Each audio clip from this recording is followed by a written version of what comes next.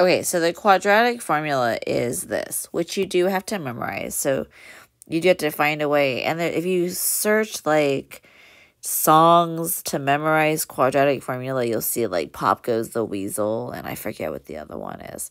But yes, you do need to memorize the quadratic formula, and it comes from, you know, my coefficient of x squared, my coefficient of x, and then my number term. And literally all you do is you just plug it in. Now, why are we doing this? So the quadratic formula solves the quadratic equation, but why did we even solve it by factoring to begin with? The reason why is because if you were to look at Desmos, right? If I factor, you know, the x squared minus 12x plus 35, that factors to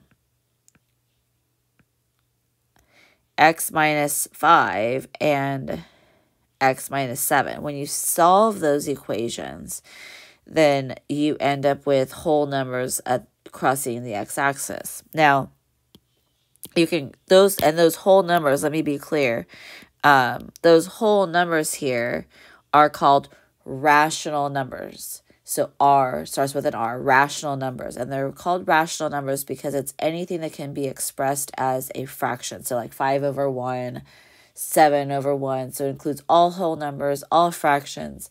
Those are what we call rational numbers because it crosses the x-axis. Anywhere where it crosses the x-axis, we say that it has a root or a x-intercept. And so at 5 and 7, we call them roots. They are rational roots because they are not weird square roots, basically. They're even square roots. And so as long as they were even square roots, nobody cares. This one here, this blue one, is a what we call a irrational root that starts with an I, irrational root. And the reason why it's called an irrational root is because the square root doesn't work out evenly. So it's got like, you know, I think this one would be like 4 squared. Yeah, so you'd have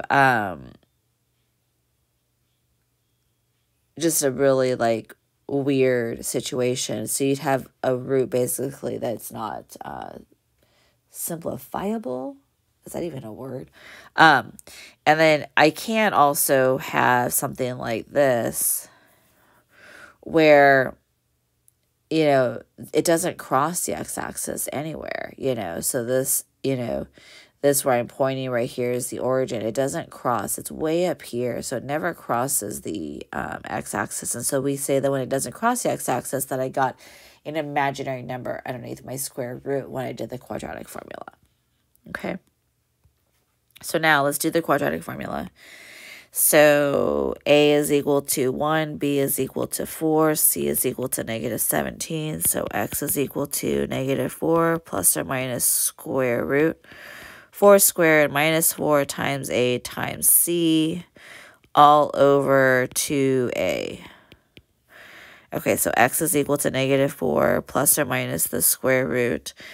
17 and 4, 8, 2, 68. So 16 plus 68 for 84. So 84 all divided by 2. Now, what I'm going to want to do is I'm going to want to simplify this square root, which is why we did those simplifying square roots, right? So 84 breaks down to 2 and 42, 2 and 21, and 3 and 7. So there is a pair that can be pulled out here. So what I get is negative 4 plus or minus root 4 and then root 21 all divided by 2. So negative 4 plus or minus the square root of 4, which is 2, root 21 over 2. So now how do I go about simplifying this?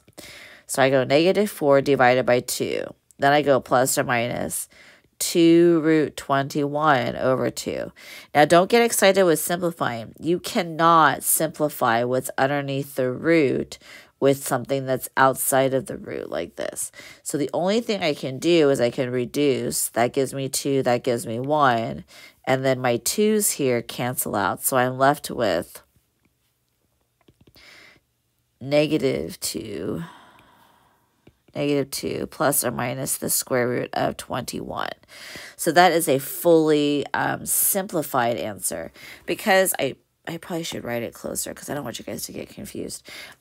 Because I don't have imaginary number underneath the square root or not a perfect square, then things don't work out real nicely. So we call this a irrational solution.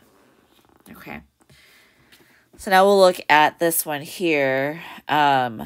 So x is equal to negative 8 plus or minus the square root of 64. Maybe I shouldn't skip steps. 8 squared minus 4 times a times c all over 2 times 5. So this is negative 8 plus or minus the square root of 64. 20 and 11 is 220.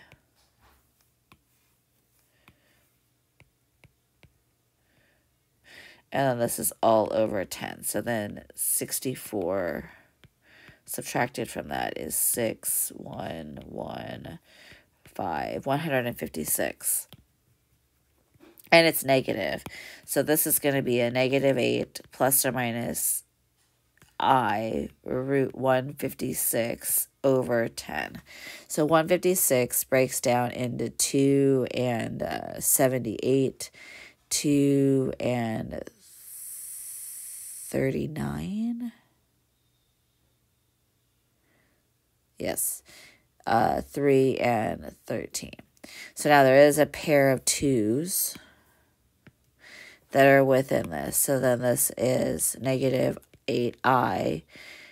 Nope, not negative 8i. Just kidding. Negative 8 plus or minus I root 4 root 39 all over 10. So then this is negative 8 plus or minus 2i root 39 over 10.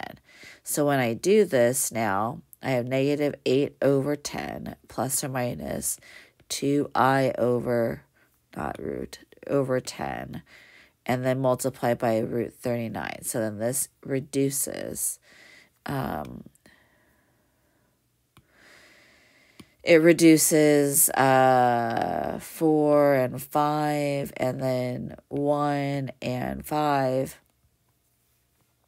So this is negative 4 over 5 plus or minus I over 5 root 39.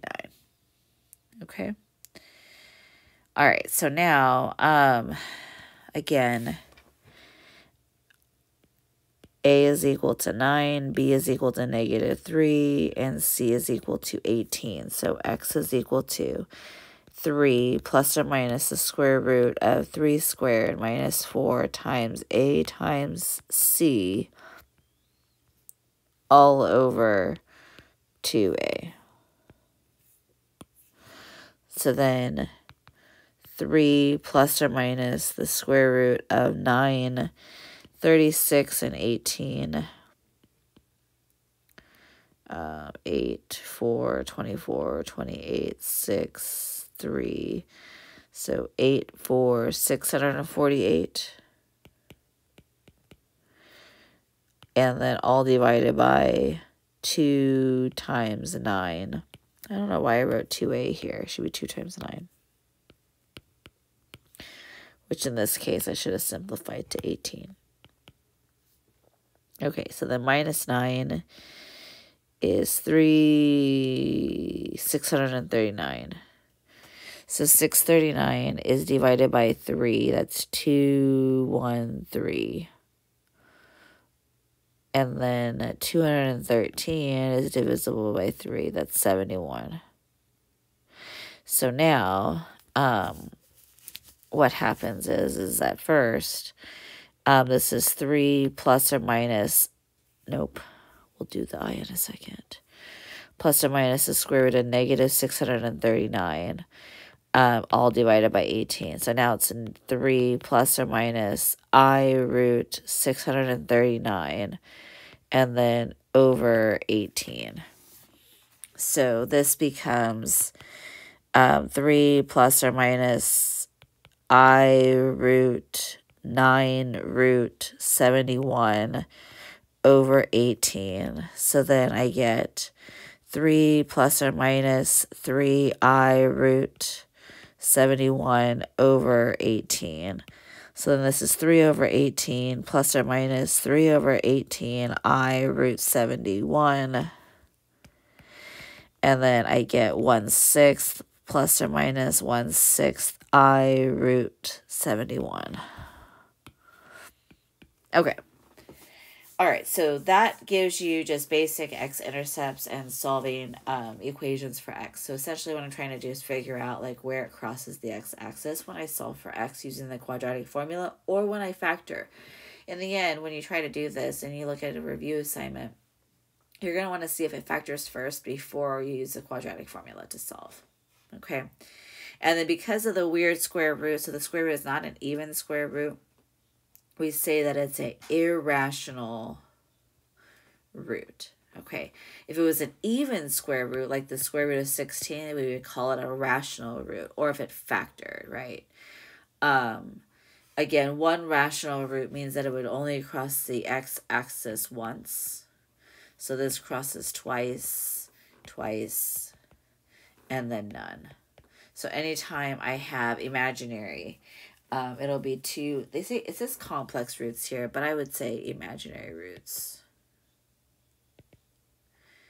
And I'm okay with you not labeling, you know, irrational versus rational with these. Okay, so I'm going to do the discriminant. But what you notice is that this b squared minus 4ac actually comes from what's underneath the square root in the quadratic formula.